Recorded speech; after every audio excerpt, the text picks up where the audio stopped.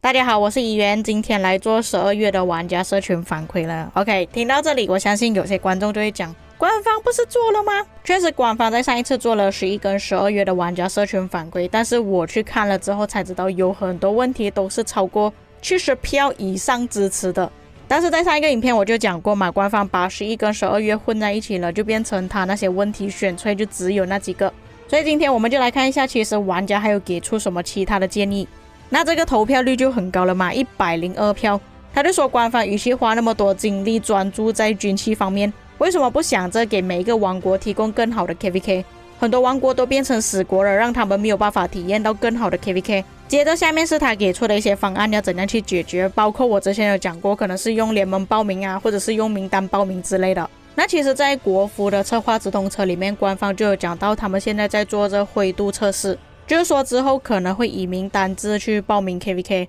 那其实都可以看到，目前93跟960那场 KVK 呢，就是在进行着名单制报名。不过我们提到的重点并不是在那几个先锋王国，而是在其他的阵营。那些王国是没有办法以名单制报名的，但是你们也看到了，在这个地图里面，每一个阵营至少都是由3个王国组成的，可以说是这3个王国加起来的活跃人数可能就800个到900个左右吧。也就等于说，其实这些王国你以名单制来报名都是无所谓了，反正都是这么多王国放在同一个阵营里面。不过还是一样，他们需要一点时间去测试看可不可行啦。可能这一次测试到可行之后，就会慢慢推广开，到时候就真的可以以名单制去报名了，不需要清理农夫，玩家们也可以好好的去休息。下一个反馈是希望移除掉治疗上限。我是可以接受治疗上限啦，但是现在我们看不到对方帮助了我们多少次，要自己去记得。所以有一个提示让我们知道到底队友帮我们多少次，有没有到达1000次，我觉得这个会比较好一点啊。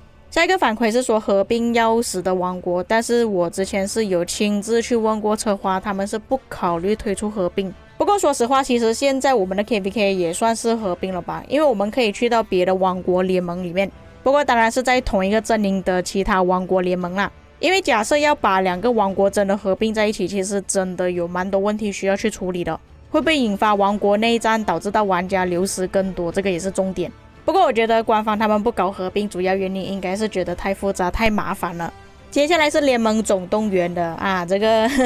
我就在这里问一下各位，你们玩联盟总动员的时候到底有没有氪金？这个玩家说到联盟总动员有很多内容的任务全部都是针对大佬，就比方说可能要训练T5的部队啊，或者是买礼包。他希望增加更多的任务，可以让一些T4玩家和 F2P 玩家可以更好的去完成。我是可以理解这个玩家在想什么东西啊，可能是那些比较弱的玩家可以通过完成其他比较简单的任务拿到更多积分，但是相对的现在也不是说没有更简单的任务，只是拿到的分数是比较少而已。那我觉得这个真的不能帮他讲话，因为人家是确实有氪金有花钱才可以拿到这么高的分数。假设你付出的这么少，但是完成度比那些有丢钱下去的玩家还要更高，或者是差不多平等的话，我觉得有点不平衡吧。这样子人家丢钱下去的意义是什么？还不如全部玩家都完成那些不需要丢钱的任务就好了。不过我也不是完全否决这个玩家所讲的东西啊，确实现在太多的任务都是训练部队，或者是太过夸张很难去完成，所以数量或者是难度那边可能可以调整一点点啦，可以不用调整那么夸张啦，但是至少调整一下。下一个反馈为什么有这么多人支持呢？因为他是代表玩家讲出了心声，他就说到从来没有跟官方要求过装备的更新，毕竟各位也知道在3个月呢就出现了装备5觉醒这个东西，他就说到很努力的在追官方的进度了，但是还是追不上。有说到新的更新必须要满足新跟旧的玩家而已，而不能只是偏袒到其中一方。我是很理解这个玩家所讲的东西，但是现在官方他们所想的一些东西呢，通常都不能满足两方，都是只能满足其中一方。举个例子，像之前就有讲到装备可能会出新的，然后那些旧的装备全部都会降级。其实那个时候真的官方是想要为新玩家考虑出新的装备，让他们可以马上跟上，但是间接性又得罪了老玩家，老玩家不想要让自己辛苦了这么多年做出来的装备全部都废掉，结果又改成装备5觉醒，新的玩家是根本追不上了。可能他们自己也是考虑到新玩家可能追不上，所以才降低了现在装备所需的材料。但是它减少了装备所需的材料，变成你需要用的图纸跟材料也是增加了。觉醒恰好就是需要用到材料跟图纸，所以新玩家要追就越来越难追，越来越远。不过说了这么多，还是一样，就是因为钱的问题。假设官方不是为了要赚钱，让旧的玩家去氪金，拿到更多的图纸去觉醒装备，其实他们可以直接降低装备所需的材料，可以让新玩家追得上，这个也是好事情来的。所以看到这么多玩家支持他的说法，我也不感到意外了。确实官方在这一点做得不是很好。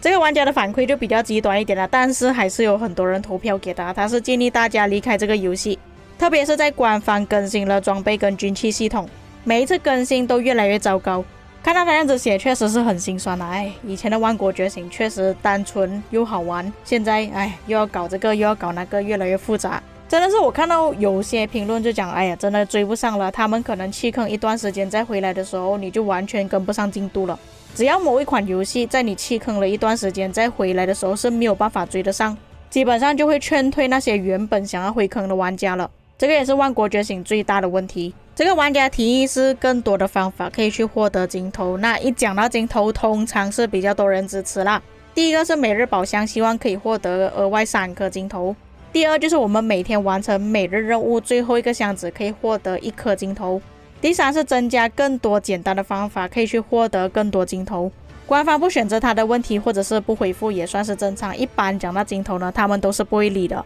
接下来还是重置金头的问题，188票支持，也是一样，希望1年里面可以重置1位统帅。那我在之前有讲过类似的问题，就有观众讲到，自己投资统帅是自己的问题，官方没有必要为玩家的犯错去买单。OK， 确实我也是同意那个玩家所说的东西，但是现在他提出的问题就是官方推出新统帅的时间太快了。当玩家刚培养了一支统帅之后又推出新的统帅，你们也知道嘛，官方推出新统帅的时间是很快的，还没有等到你要用的时候，这个统帅可能就已经被淘汰了。举个例子，像类似阿曼尼这样子的统帅，他是真的只能用那一段时间而已，过了那一段时间推出新的统帅就完全没有用了。1年里面大概推出新统帅4次，然后每一次差不多2个新统帅，就已经有8个统帅，还没有包括新文明统帅。所以老实说，1年重置1次统帅真的不过分啦。下一个反馈有1742票支持你们可以想到多夸张吗？这个反馈就是之前有讲到的那个野蛮人据点，在更新之后被限制，然后可以拿到的资源材料那些也是减少了。所以为什么那时候官方更新了之后不久又更新回去了，就是因为太多玩家反对了，1000多票，你们自己想一下。不过这个问题官方已经改了，所以我们就不提了。下一个反馈，这个玩家希望可以透过宝石或者是其他的方法，可以让一些15天的城市皮肤转换成永久的皮肤，或者是把一些登峰造极旧的皮肤放在征服赛季商店里面，可以让玩家用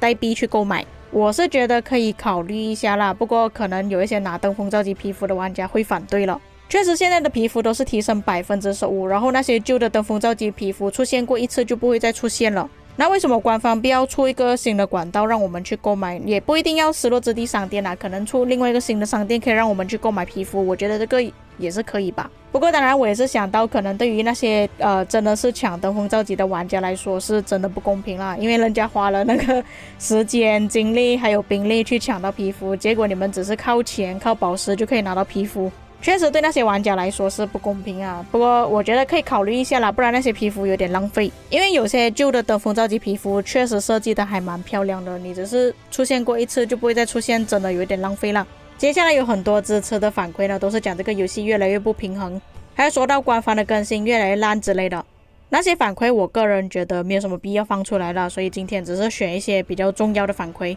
但是我在前面所讲的反馈都是半个月的反馈而已，接下来另外半个月呢，我是还没有开始讲的，所以我就更加不了解为什么官方可以把11跟12月的反馈融合在一起变成8个反馈而已。其实玩家反馈的东西是真的很多，也有很多投票率很高的，他们就是不做。就算是真的没有办法更新，至少给玩家一个回复嘛，能不能做到让人家知道你是真的有看到他们的问题。以上就是本期内容，至于各位有什么看法可以在评论区给我知道，我们下个影片再见。